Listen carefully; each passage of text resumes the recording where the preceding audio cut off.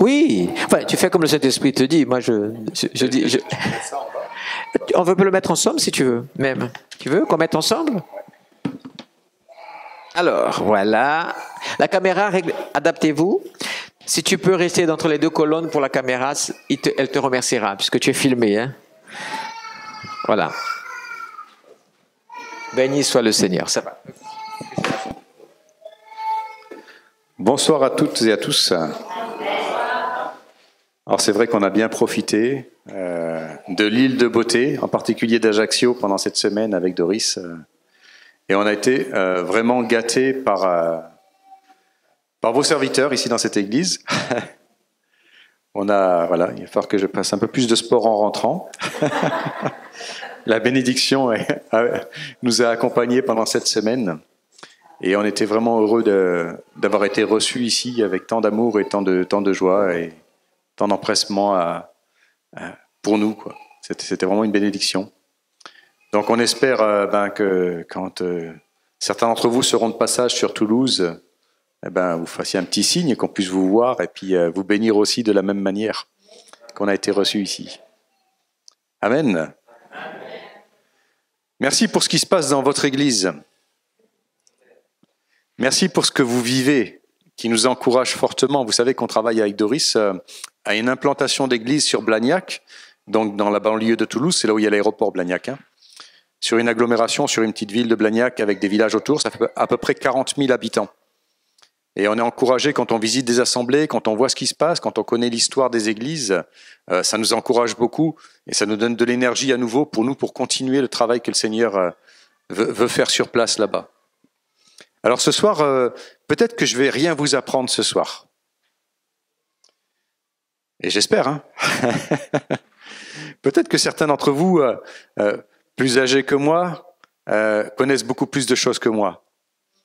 Et ont beaucoup de choses à m'apprendre aussi. Et ça, c'est la richesse de l'Église. C'est qu'on peut puiser les uns des autres. Ça, c'est la richesse de l'Église. Et moi, j'apprends beaucoup au contact des uns et des autres dans les endroits où je passe. Alors, je vois qu'il y a des frères et sœurs un peu colorés dans la salle aussi ce soir. Alors, j'ai l'habitude d'aller, j'aime bien aller au Togo, un petit pays d'Afrique de l'Ouest là-bas, et je me sens comme chez moi. Alors, je suis pas très couleur locale quand je suis là-bas. Je sais pas pourquoi les gens ils m'appellent le blanc. Un jour, dans une assemblée, j'étais comme ça, je devais annoncer la parole, et puis, j'ai déjà raconté, mais j'entendais le blanc, alors en montant en chair, j'ai dit, voilà, j'entends que vous parlez du blanc, mais j'aimerais bien le voir où il est, parce que je voudrais le saluer. Alors, tous qui me regardaient comme ça, mais mes frères, c'est toi le blanc. J'ai dit, mais je suis pas blanc, moi. Je suis noir très clair. Et c'était un petit peu la façon de rompre la glace dans cette assemblée-là, et puis de voir que nous sommes tous pareils aux yeux du Seigneur. Alléluia. J'ai la chance d'avoir une épouse qui vient de l'autre côté de la terre, de Chine, Hong Kong, et ça, c'est la richesse de la famille de Dieu. C'est la richesse de la famille de Dieu. Ce qui était impossible aux hommes, ce que les hommes ont séparé avec leurs bêtises, avec leurs péchés, là où les hommes mettent des frontières entre les races, entre les nations, entre les tribus, Dieu rassemble tout ça. Dieu est capable de couper les frontières, de réunir ce qui était irréunissable, de faire qu'il y ait un seul peuple. Et c'est ce qu'on peut lire dans la Bible, c'est ce qu'on peut lire dans l'Apocalypse notamment, dans la Révélation, il y a un peuple unique, ensemble, une énorme foule qui loue d'une même voix. Ça, c'est l'Église.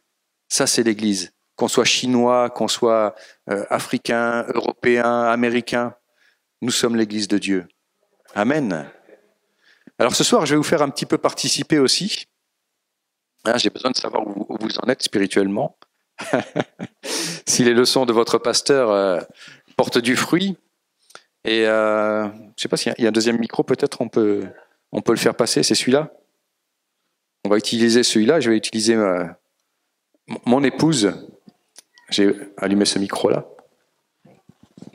Pour vous poser quelques questions. Alors, quand vous avez la réponse, vous levez la main et mon épouse va venir vous tendre le micro. C'est juste pour que les gens qui sont sur Zoom puissent entendre aussi ce que vous allez répondre. D'accord? C'est juste une question pratique, le micro. OK? Est-ce que certains d'entre vous connaissent la loi royale? C'est une question dure dès le départ. Ah, on a une main qui s'est levée par là. C'est la loi de l'amour. Ah. C'est ne fais pas aux autres ce que tu veux pas qu'on te fasse, ou plutôt fais aux autres ce que tu aimerais qu'on fasse pour toi. Alors, il y a de l'idée. C'est vrai, c'est la loi de l'amour. Est-ce que quelqu'un sait plus particulièrement le verset qui parle de la loi royale? Ah, il y a Patrice là-bas. Je prends des risques, je sais pas trop, hein. Mais je dirais plutôt aime ton prochain comme toi-même. Oui, d'accord, c'est un petit rappel. Alors, si c'est Jacques qui nous dit ça, d'accord? La loi royale, c'est la loi qui vient de Jésus. Tu aimeras ton prochain comme toi-même. Tu aimeras ton prochain comme toi-même. L'amour. L'amour, c'est quelque chose que nous prêchons souvent. Hein? Alors, c'est facile de le prêcher, c'est facile de le dire, mais des fois, c'est pas facile de le vivre. Ou alors, on le vit en secret, ou alors on le vit sans vraiment le mettre en pratique. Qu'est-ce que je pourrais vous raconter sur l'amour? Moi, j'ai 52 ans maintenant. Donc, j'ai vécu pas mal de choses dans ma vie. Et l'amour nécessite d'être mis en pratique. C'est une obligation. C'est une obligation.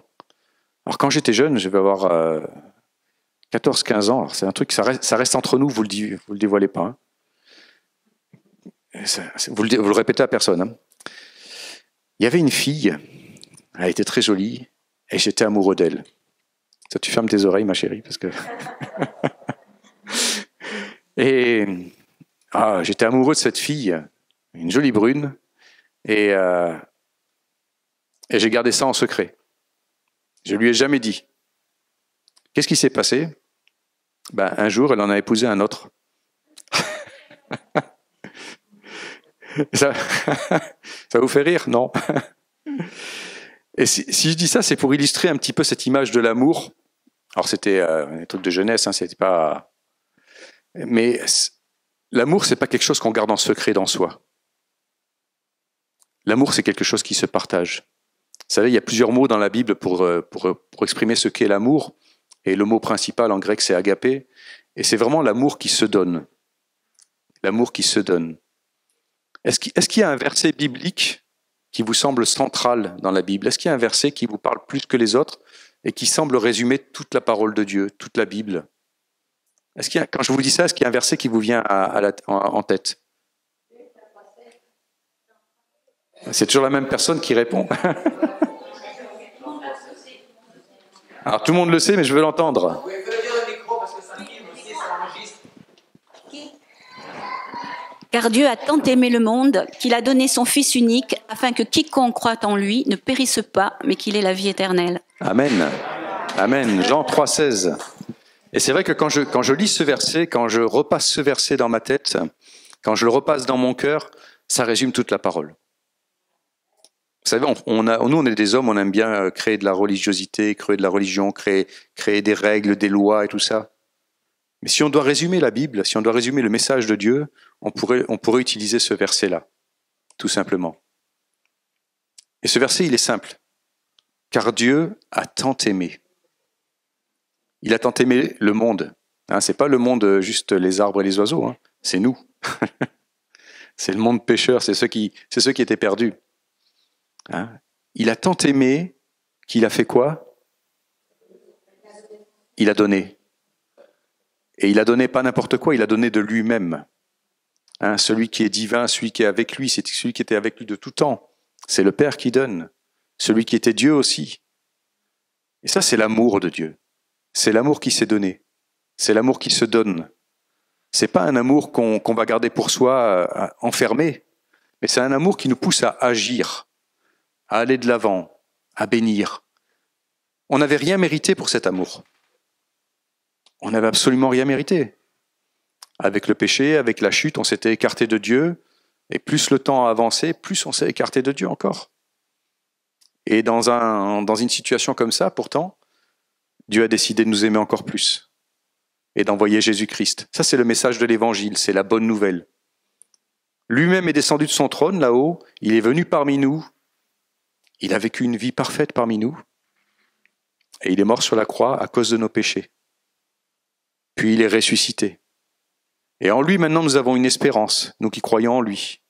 Vous savez, moi, quand j'ai rencontré le Seigneur, j'avais 21 ans, et j'avais eu une connaissance de Dieu en ayant grandi dans une famille d'origine catholique, en ayant servi la messe, en ayant fait plein de choses. Mais j'avais jamais expérimenté l'amour de Dieu. Et quand j'ai eu 21 ans, j'ai rencontré une famille, un peu par hasard, et cette famille-là m'a vraiment fait expérimenter l'amour de Dieu. Ils m'ont pas jugé sur ce que j'avais fait, sur ce que j'avais vécu. Ils m'ont simplement aimé. Ils m'ont accueilli chez eux. Ils m'ont encouragé. Ils m'ont parlé de l'amour de Dieu. Ils ont témoigné.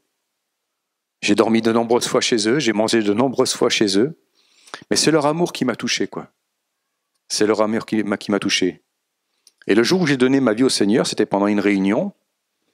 Quelqu'un a donné son témoignage et je me souviens plus du témoignage. Mais je me suis dit, si Dieu peut faire quelque chose pour cet homme-là, il peut faire quelque chose pour moi. Important de témoigner. Hein. Même si on ne se souvient pas de votre témoignage, si ça déclenche quelque chose. Et quand j'ai dit ça, quand j'ai fait cette prière, Seigneur, toi qui es le Dieu de cet homme, je veux te connaître. Viens dans ma vie. J'ai besoin de toi. Parce que la sensation que j'ai eue à ce moment-là, c'est l'amour de Dieu. J'ai senti l'amour de Dieu m'envelopper. Mais alors quelque chose de puissant, quelque chose de fort. Un amour bienveillant.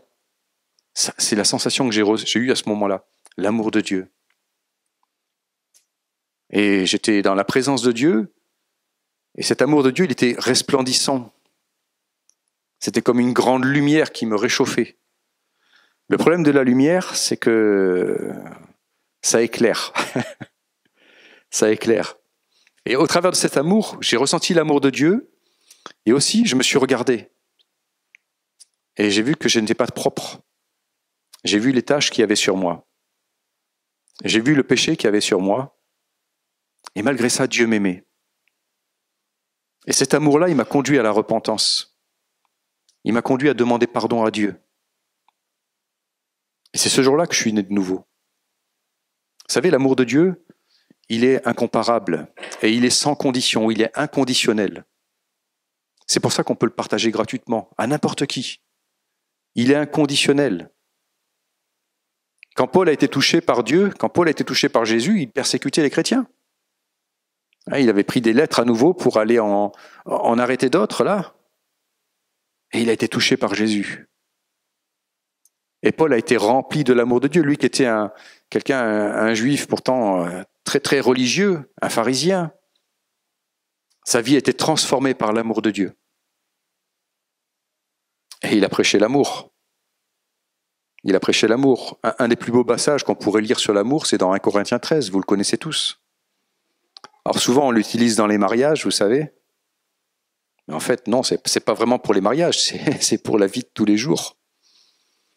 Alors on est loin de cette perfection-là. Daniel nous disait dimanche dernier que il n'y a que Dieu qui pouvait être à la perfection de 1 Corinthiens 13. C'est vrai, mais ça ne veut pas dire que nous, on ne doit pas tendre à cette perfection-là. Ça ne veut pas dire que nous, on ne doit pas rechercher cet amour-là, à vivre cet amour-là. Quand on parle de l'amour, il y a plein de versets qui nous reviennent dans la tête. Parce qu'en fait, si on lit bien la Bible, si on lit bien surtout ce qui s'est passé avec la grâce, avec le Nouveau Testament, l'amour, il revient souvent quand même en question. Pourquoi on n'en parle pas assez ? Pourquoi parfois on ne le vit pas assez ? Alors que tout le monde en parle. C'est Pierre qui dit « Aimez-vous d'un ardent amour. Ayez un ardent amour les uns pour les autres. » C'est-à-dire c'est un amour qui en veut, qui veut se démontrer, qui veut être agissant. Quand Jean a écrit l'évangile de Jean, il ne cite pas son nom. Au début, je me disais, mais pourquoi il n'a pas dit, c'est moi l'apôtre Jean, et il dit toujours, il s'appelle comment dans le livre déjà? Quelqu'un se souvient? Comment on reconnaît Jean dans l'évangile de Jean? Hein? Le disciple que le Seigneur aimait. Le disciple que le Seigneur aimait. Merci. Au début, je me disais, bon, peut-être que Jésus en aimait plus un que l'autre. Non. Jésus nous aime tous autant. Tous autant. La particularité de Jean, c'est qu'il a vraiment été touché profondément par cet amour de Dieu. Ça l'a tellement touché, ça l'a bouleversé que son évangile en est rempli. Et après, quand il a écrit ses épîtres, hein, d'ailleurs les épîtres de Jean, on appelle ça les épîtres de l'amour, surtout son premier livre, cet amour l'a transformé. Il était tellement touché par l'amour de Jésus qu'il avait au quotidien avec lui pendant 3 ans, que quand il a écrit « Le disciple que Jésus aimait », ça l'a tellement marqué. Mais nous sommes tous le disciple que Jésus aime. Est-ce que vous en avez conscience? Tu es le disciple que Jésus aime. Et comme Jean a été touché, nous devons être touchés, nous devons recevoir cet amour profondément en nous. Paul a dit que peu importe ce qui pouvait se passer, hein, n'importe quoi, rien ne pouvait nous arracher à l'amour de Dieu. Et c'est vrai. Parce que tout a été accompli sur la croix. Tout a été accompli. Jésus nous a laissé un nouveau commandement. Est-ce que vous vous en souvenez? Quand Jésus nous dit, dans Jean 13, « Je vous laisse un commandement nouveau. » Aimez-vous les uns les autres comme je vous ai aimé. C'est toujours pareil. Aimez-vous les uns les autres comme je vous ai aimé. Amen. Aimez-vous les uns les autres comme je vous ai aimé. Amen. Alors on dit tous Amen. Et c'est là que ça devient difficile. Vous savez, j'ai traversé quelques églises, j'ai rencontré quelques personnes, j'ai moi-même été membre de plusieurs assemblées durant ces 30 dernières années. L'amour dans l'église. Aimez-vous les uns les autres comme moi je vous ai aimé. Et après il rajoute dans Jean 13 justement, voilà. Dans Jean 15, dans Jean 13, ouais. C'est à ceci que tous reconnaîtront que vous êtes mes disciples. Waouh! Il y a quelque chose quand même là. Il y a les versets qui s'affichent là, ça triche. À ceci, tous connaîtront que vous êtes mes disciples si vous avez de l'amour les uns pour les autres. Alors quand il nous dit « Je vous laisse un commandement nouveau », alors vous savez, moi je suis, toute la semaine, je suis habillé en uniforme. D'accord, je suis lieutenant sapeur-pompier et j'ai l'habitude de commander. Et quand je suis intervention avec mes hommes, quand je donne un commandement, ils obéissent, ils s'exécutent. Parce qu'il y a une mission derrière à accomplir. Et ils savent que pour accomplir la mission, ils doivent suivre les commandements. Si je donne à un chef d'un engin, je lui dis tiens, toi tu vas attaquer le feu par tel endroit, il ne va pas aller par l'autre endroit, il va suivre l'ordre que j'ai dit. Il y a d'autres engins, je vais donner une autre mission. Et c'est comme ça que ça se passe. Et c'est comme ça qu'on arrive à éteindre le feu. Sur un accident, c'est pareil. Je vais donner des rôles à chacun. Et faire confiance à chacun dans son rôle. Mais il y a des commandements. Et là, Jésus nous dit, je vous donne un commandement nouveau. Aimez-vous les uns les autres comme moi-même je vous ai aimé. Là déjà, il y a un gros programme. Hein? Aimez-vous les uns les autres comme moi-même je vous ai aimé. La première des choses, c'est d'expérimenter l'amour de Dieu. Hein, c'est pour ça que je vous ai parlé de l'amour de Dieu en premier. Nous sommes les disciples que Jésus aime. Et je vous encourage vraiment à rechercher cet amour de Dieu, à ressentir l'amour de Dieu, à méditer sur ce que Jésus a fait pour vous sur la croix, à regarder à la croix, qui est vide aujourd'hui. Hein. Mais ça a eu un prix. Ça a coûté très cher à Dieu. Hein? Méditez cet amour-là, comme moi je vous ai aimé. Aimez-vous les uns les autres. Et ça, c'est une clé. Vous savez, on fait souvent des programmes d'évangélisation, et c'est bien, hein, d'aller évangéliser, d'aller distribuer des flyers dans la rue, d'aller faire des spectacles, d'aller faire des choses, d'inviter les gens. Mais on voit que là, avec ce verset-là, il y a une promesse qui est, quelque part. Elle est cachée, la promesse peut-être, mais c'est tous reconnaîtront que vous êtes mes disciples à l'amour que vous aurez les uns pour les autres. Et ça, c'est fort. Quand j'ai donné ma vie au Seigneur, après, cette famille-là m'a amené à rencontrer différentes assemblées. Et je connaissais pas du tout les assemblées évangéliques, je connaissais pas du tout ça, à Montpellier, là. Et ça m'a choqué de voir l'amour. J'étais dans une petite église, là, il y avait à peu près comme vous. Enfin, pas petite, mais... Et j'ai senti de l'amour chez les gens. J'étais accueilli, et ça m'a interpellé. Ça m'a interpellé, parce que le monde ne donne pas cet amour-là. Bien sûr, j'ai reçu de l'amour de mes parents, mais le monde ne donne pas cet amour-là. Et l'amour qu'il y avait dans l'église, l'amour qu'il y avait dans cette assemblée-là, ça m'a interpellé. Est-ce que l'amour que nous avons dans nos églises aujourd'hui interpelle les gens du dehors? Est-ce que j'ai assez d'amour pour mon frère, pour ma sœur dans l'église? Nous sommes responsables nous-mêmes de ça. On prie pour que les chaises se remplissent, on prie pour que la salle se remplisse. Qu'est-ce qu'on a à faire? À s'aimer les uns les autres. D'accord? Alors je sais que c'est pas simple. Hein? Jean nous le dit dans son épître. C'est pas simple. Il ne faut pas que ce soit de l'amour seulement avec la langue, il nous dit. Hein? Il faut que ce soit de l'amour qui se démontre, qui soit en action.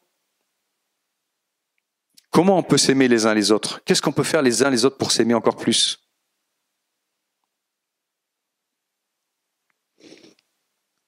Nous formons un seul corps. Ça, c'est l'Église, vous le savez. Nous formons un seul corps. Nous sommes tous membres du corps de Christ. Et quand l'un souffre, l'autre souffre aussi, avec lui. C'est le principe du corps. Si j'ai mal aux pieds, si je suis boiteux, tout mon corps souffre parce que je ne peux pas avancer vite. C'est pareil dans l'Église. Nous devons prier les uns pour les autres. Ça, c'est un signe d'amour de prier les uns pour les autres. Ça, c'est un signe de force dans l'Église quand vous commencez à prier pour votre voisin, là, ceux qui sont assis à côté de vous, à prier les uns pour les autres. Est-ce que vous, dans votre Bible, vous avez des petites listes avec les noms de vos membres, là, ou des gens que le Seigneur vous met à cœur pour prier pour eux? Chaque jour. Vous savez, on fait des grandes choses sur le combat spirituel. Hein. On lit dans Éphésiens 6 qu'il y a l'armure du chrétien, on prend tout ça. Hein, le casque du salut, et c'est très bien. Le bouclier de la foi, la ceinture de la vérité, la cuirasse de la justice, les sandales du zèle de l'évangile. Et on oublie la suite, des fois. Hein, où Paul, je vous dis après, il prie. Et en plus, faites en tout temps des prières, des actions de grâce. Priez pour tous les saints. Alors, ce n'est pas des saints avec des auréoles. Hein. C'est des rachetés. C'est nous. C'est les membres. Priez pour tous les saints. Si Paul nous le dit dans le combat spirituel qu'on doit prier pour tous les saints, ça a une importance. Et ça, c'est une marque d'amour. De prier pour chacun. Alors, vous devez prier pour votre pasteur. C'est une évidence. Priez pour les anciens, qui sont des pasteurs aussi, qui sont des bergers aussi. Priez pour ceux qui servent dans l'Église. Mais priez pour chacun d'entre vous. Ça, c'est une grande marque d'amour. Et c'est une nécessité. Est-ce que chaque jour, je prie pour quelqu'un dans l'Église? C'est un défi que je vous lance ce soir. Hein. Même à ceux qui nous regardent. C'est un défi que je vous lance. Est-ce que vous pouvez vous faire une petite liste? Je sais que vous priez, je sais que vous parlez avec Dieu dans vos maisons, j'espère. Hein. Vous n'attendez pas le dimanche pour venir prier. Hein. Mais dans vos prières, combien de fois vous pensez à vos frères et sœurs? Peut-être certains avec qui vous n'avez pas d'affinité, avec qui vous discutez moins en sortant des réunions ou sortant du culte. Mais commencez vraiment. Je sais que vous le faites déjà, hein. Mais soyez vraiment assidus à prier les uns pour les autres. Ça, c'est la première marque d'amour que vous allez faire. Priez les uns pour les autres. Vous allez voir des choses s'accomplir, mais des choses merveilleuses, hein, ça va pas en rester là. Priez les uns pour les autres.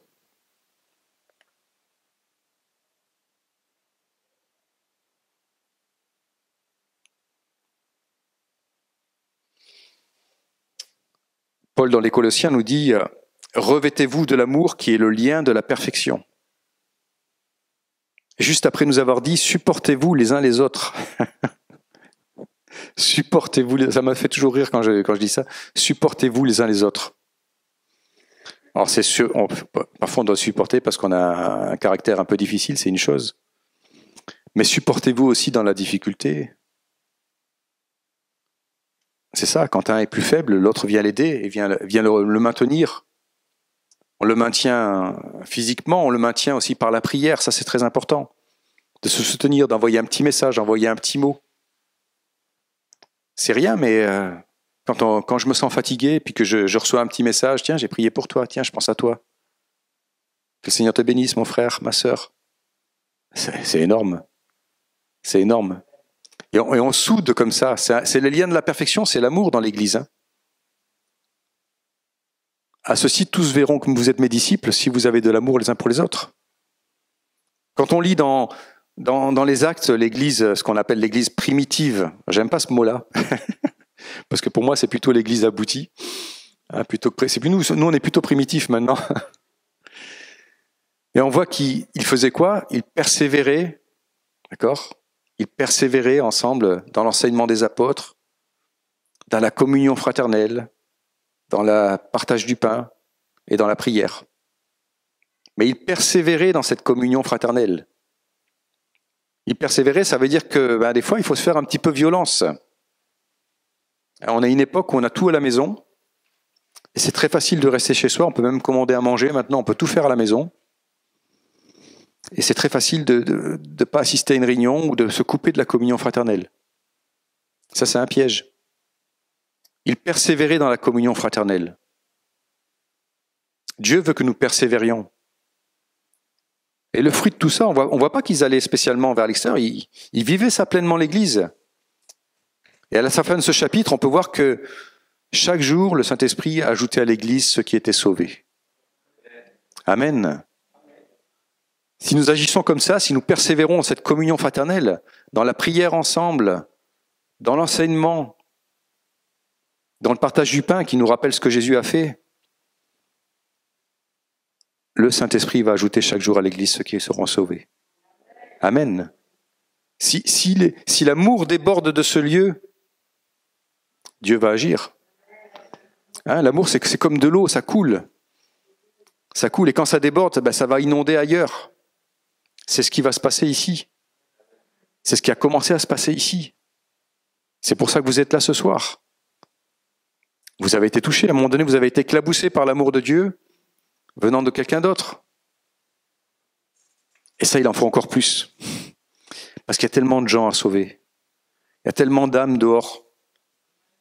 Il y a tellement de gens qui ne connaissent pas Jésus, qui ont besoin d'expérimenter cet amour-là. Et c'est notre responsabilité. Hein, dans les évangiles, on dit qu'on n'allume pas une lampe pour la cacher sous un lit ou sous une chaise. Hein, quand on allume une lampe, c'est pour la mettre en hauteur sur le boisseau, pour que ça éclaire tout le monde. Ce trésor qu'on a reçu, cette révélation de Jésus-Christ, cet amour de Dieu, on doit le dispenser au monde. On doit le partager pour que la maison devienne trop petite et s'agrandisse.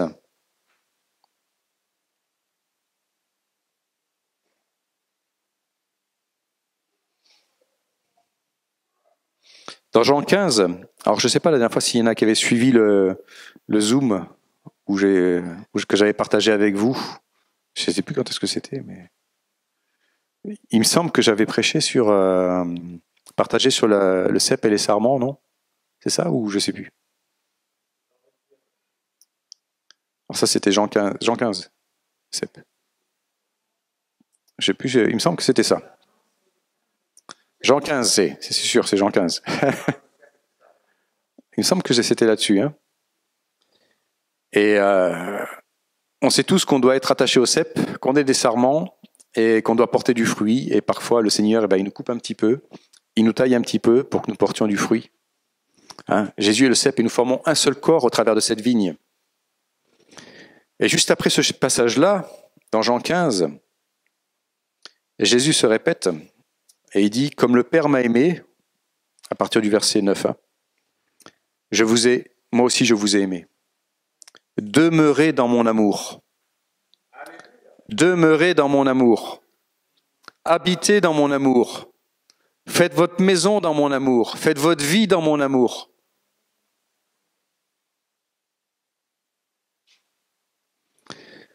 Si vous gardez mes commandements, vous demeurez dans mon amour, de même que j'ai gardé les commandements de mon Père et que je demeure dans son amour. Je vous ai dit ces choses afin que ma joie soit en vous et que votre joie soit parfaite. C'est ceci mon commandement, et il se répète. Aimez-vous les uns les autres comme je vous ai aimé. Il n'y a pas de plus grand amour que de donner sa vie pour ses amis.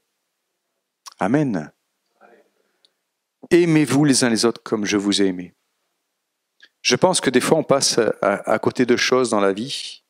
On passe à côté de choses des fois dans l'église parce que on veut faire beaucoup. Et on se ressente pas sur l'essentiel. L'amour de Dieu. C'est à cause de l'amour de Dieu que nous sommes là ce soir. C'est parce que Dieu nous a aimés. Et si Dieu nous utilise, c'est à cause de son amour, c'est parce qu'il aime encore ceux du dehors. On n'est pas meilleurs. On est toujours pécheurs. Alors, j'espère qu'on pêche un peu moins.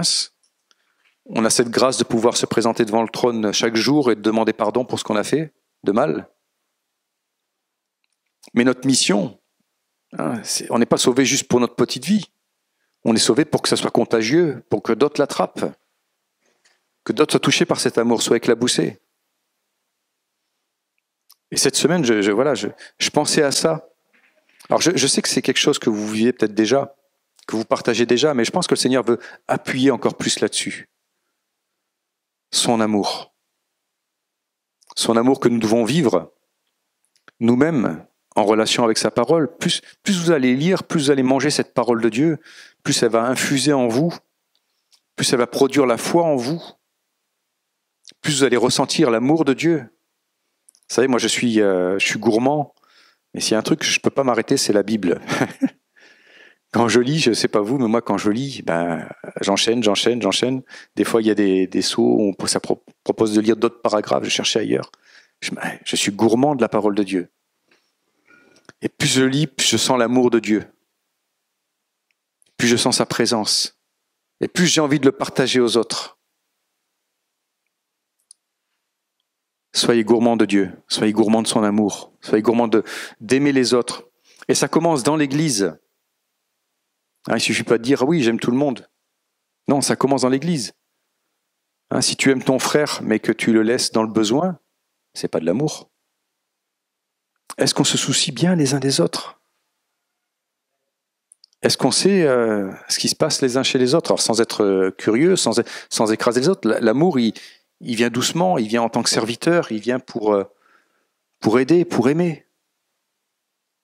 Il vient sans jugement. Parce qu'on est tous. Si un frère est tombé, la Bible dit, il faut le reprendre avec douceur. C'est pas moi qui le dis, c'est écrit. On ne le montre pas du doigt comme ça. Non, il faut le reprendre avec douceur, nous dit la Bible, parce que nous-mêmes, on peut tomber. Et moi, si je tombe, j'ai besoin qu'un frère me reprenne avec douceur. Parce que je vais sentir son amour, et ça va me toucher. Et cet amour-là, comme il m'a éclairé le jour où j'ai donné ma vie au Seigneur, il me permettra de voir mes fautes et de me repentir. Aimons-nous les uns les autres. Aimons-nous les uns les autres. Alors je ne sais pas si ça vous parle ce soir, mais pour moi ça me paraît essentiel. Ça me paraît un message essentiel. Et c'est le message de la Bible. C'est le message de la Bible. Car Dieu a tant aimé le monde qu'il s'est donné, qu'il a donné Jésus-Christ son Fils, pour que personne ne périsse, mais pour que chacun d'entre nous, pour que tous ceux du dehors aient accès à cette vie éternelle. Amen. J'aimerais qu'on prie ce soir dans ce sens-là pour que le Père nous fasse expérimenter quelque chose de nouveau peut-être, de plus fort encore dans cet amour. Que cet amour nous inonde et nous éclabousse, que chacun puisse devenir contagieux avec cet amour-là. C'est essentiel. C'est essentiel. Seigneur, merci pour ta présence au milieu de nous. Merci parce que tu nous combles, Seigneur. C'est toi qui nous remplis, c'est toi qui nous donnes un horizon, c'est toi qui nous donnes l'espoir, Seigneur, d'une vie meilleure, Seigneur. Nous savons que nous allons passer l'éternité avec toi. Nous savons que nous allons nous retrouver avec les frères et sœurs, qu'il y aura des moments merveilleux, que ce qu'on peut imaginer de meilleur dans cette vie, ça sera encore mieux après, Seigneur. Père, mais aujourd'hui nous sommes là. Et aujourd'hui nous voulons expérimenter encore plus fort ton amour. Ressentir plus fort ton amour, Seigneur, pour chacun d'entre nous. Et partager ton amour. Nous voulons obéir à ton commandement, Seigneur, de nous aimer les uns les autres, pas seulement avec des paroles, mais avec des actes. En priant les uns pour les autres, en agissant les uns pour les autres, en prenant soin les uns des autres, Seigneur. En veillant les uns sur les autres. En nous supportant les uns sur les autres, Seigneur. Inonde-nous de ton amour, Seigneur, ce soir. Montre-nous, Seigneur. Apprends-nous, Seigneur. Apprends-nous, Saint-Esprit, à nous aimer les uns les autres. Apprends-nous, Seigneur. Apprends-nous, Seigneur, que nous ne puissions pas nous endormir, Seigneur, sans t'avoir parlé, sans avoir présenté un frère, une sœur, Seigneur, qui aurait besoin de toi encore plus. Vraiment que ton amour, Seigneur, déborde de ce lieu, Seigneur. Et que les gens de ce quartier, premièrement, soient touchés, Seigneur, par l'amour qu'il y a dans ce lieu. Que les gens de cette ville soient touchés par l'amour qu'il y a dans ce lieu, Seigneur. Dans chacune de nos maisons, Seigneur, également. Que nos voisins soient touchés, Seigneur, par l'amour qui déborde de nos fenêtres, de nos portes, Seigneur. Ton amour si grand, si puissant, Seigneur. Utilise chacun d'entre nous, Seigneur, ce soir, pour être des instruments entre tes mains d'amour, Seigneur. Tu vois que nous sommes des vases d'argile, certes, mais tu as mis en nous une puissance, la puissance de l'Évangile. Utilise cela, Seigneur. Utilise cela, Seigneur. Bénis-nous, dirige-nous, Seigneur, ce soir. Au nom de Jésus-Christ. Amen, amen. Oh Jésus.